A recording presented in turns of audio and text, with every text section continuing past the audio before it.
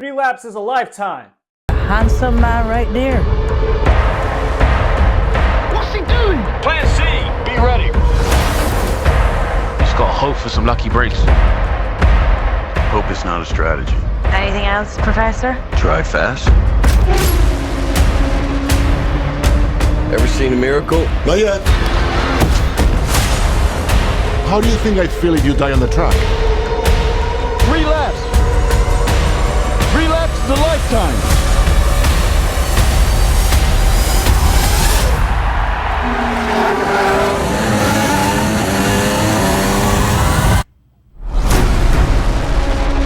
Vroom, vroom. Hey everyone, welcome back to the Movie Buddy. I'm your host, Josh Blumkrantz. Today I am reviewing one of the best films of the summer. That's right, I am reviewing F1. So F1 is one of those movies that are basically the dad movies of the year. It's got action, it's got a little bit of romance, it's got basically life lessons in terms of teamwork and camaraderie amongst your peers and male like head-to-head combat in terms of racing. It's got everything, and it's what makes the summer movie a summer movie. It's what gets people in the theaters, and you experience it together. The movie is about a race car driver named Sonny Hayes, played by Brad Pitt, who is one of the best in the world, but an accident basically derails his career. Then later on, he comes back into racing because his friend Ruben wants to have him become basically a mentor to Joshua. He's basically like a rookie driver. And the movie's basically about them, having this kind of back and forth, like, male macho who's like the better driver. But it's all about teamwork in the end. It's about teamwork, working together, and, ultimately becoming one of the best in the world. Joseph Kosinski directed the hell out of this movie. I mean, he directed one of my favorite films of all time, Top Gun Maverick. And while this film isn't as good as Top Gun Maverick, the feeling for me was there. Because, like, what they learned from the technology of, like, flying the jets to now racing the cars, it feels like you're on the track. It feels like you are the driver. You're behind the wheel. You're going round and round those laps, basically, and it's amazing. You just the experience that you have with an audience watching this movie. It's nothing like you've ever seen before with racing. And the fact that Brad Pitt and Damson Idris were actually driving those cars for real, it's insane. It's like they're driving over 100 miles per hour. They're driving round and round on the track, and they're driving with real race car drivers. It's crazy. And, what I love about this movie is that F1, or Formula One, as you like to call it, it's a good introduction for people who aren't familiar with the sport. And that's right, it really is a sport. It's a team-building sport. It involves a lot of variables. It involves the driver, it involves the mechanics, like the pit crew, and it involves the people behind the scenes who kind of make it all possible. So, like, for example, it takes a lot of hard work in terms of like getting the parts for the car, like the tires matter a lot, especially with like weather conditions, which does play a big factor in this film a little bit with like a certain incident that happens down the line. And it's really kind of crazy to see all that come together, like, because I didn't know that, like, you have to basically switch off very quickly during the race to keep the tires going. Like, all this stuff, I've never watched it before. So this is a great introductory for anyone who's not familiar with Formula One overall. Brad Pitt as Sonny Hayes, like, he was good. Like, he's like Brad Pitt. He's got the charm. He's very laid back and cool. He's been around the block, in terms of like driving. But still, like, while he has a lot of like life lessons, he has a lot to learn himself as well. Like, he basically wants to be one of the best in the world. Like, that was always his dream. Like, he got into the accident like about 30 years ago, and then now he's back, and he wants to sort of be a mentor to Damson Idris, who plays Joshua. And like, they have a very good back and forth, like, who wants to be like the better driver, who wants to make a name for themselves, but ultimately they need to work together to have this team win the Formula One competition. And it's very cool to see. Like, could they have used maybe another scene that's a little bit more dramatic? Yes. I kind of thought, like, while the message was there, like, who's the better driver, I just kind of wanted like at least one more scene to kind of like solidify that. But yeah, overall, I loved their head-to-head. And Damson Idris is good. I wasn't really familiar with his work before this movie, but yeah, he was like, like the English guy who is basically like the hotshot rookie trying to make a name for himself, but he's like kind of threatened by Brad Pitt. And I just kind of liked, their, like I said, their head-to-head. He kind of like has a lot to learn. I kind of wish like he had like one more thing as well. Like, I just wanted him to have, again, like something very dramatic. That kind of like changes his outlook on it. Because like when they kind of reconcile, it just kind of felt like it was a little bit rushed to me. But overall, like I just thought that character was cool, and I'm kind of excited to see what Damson does in the future because I thought he was great. Carrie Condon plays Kate, and she's the technical director of the team.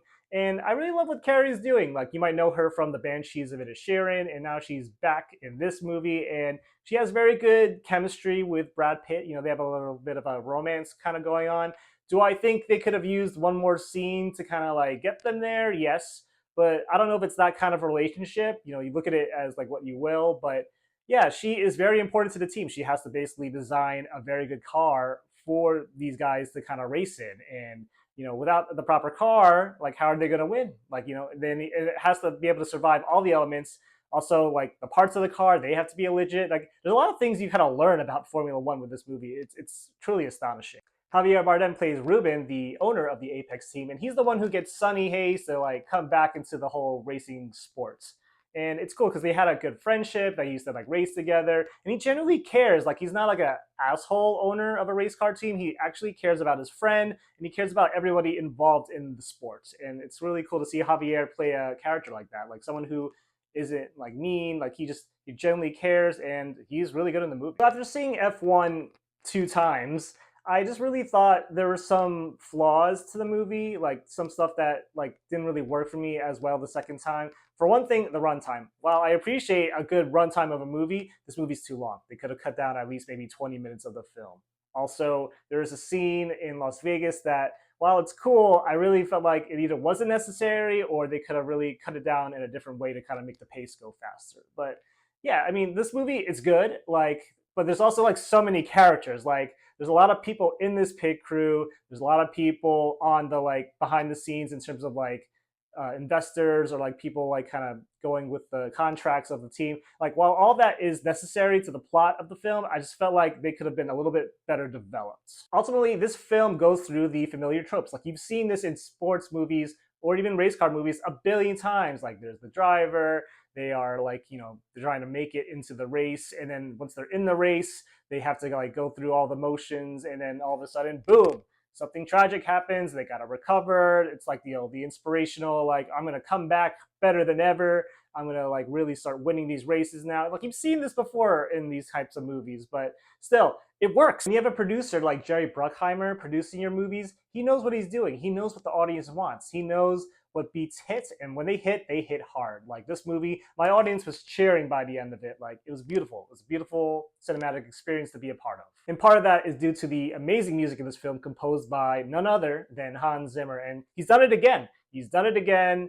And this music is kind of like an electro style feel to it that makes you just like really jam with these cars kind of driving down the track. And I loved it. I love the music. I can't stop listening to it. And of course, they had some really good artists on the album or soundtrack for this film. And it's really cool. Like it just kind of like, it's very modern. It's very in your face. And it's kind of like Challengers mixed with Top Gun Maverick mixed with Ford versus Ferrari, like, or Ford v Ferrari.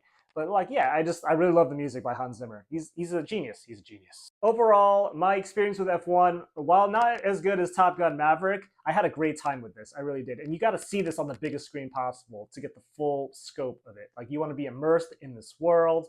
And I just had a blast. It's a good summer movie. And I'm going to give this movie an 8 out of 10. And in terms of Oscar potential, I think there's a few, not a lot.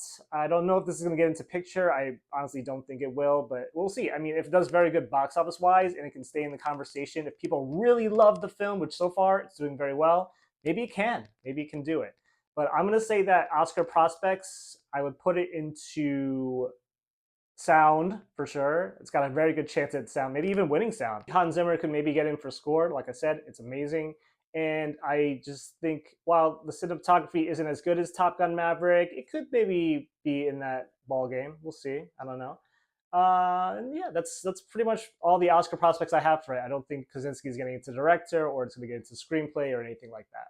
And those are my thoughts on F1. If you like what you heard, go and hit the subscribe button on the channel. I greatly appreciate your feedback and your support. And remember, when you go to the movies, bring your buddy and talk about movies. Until next time, bye.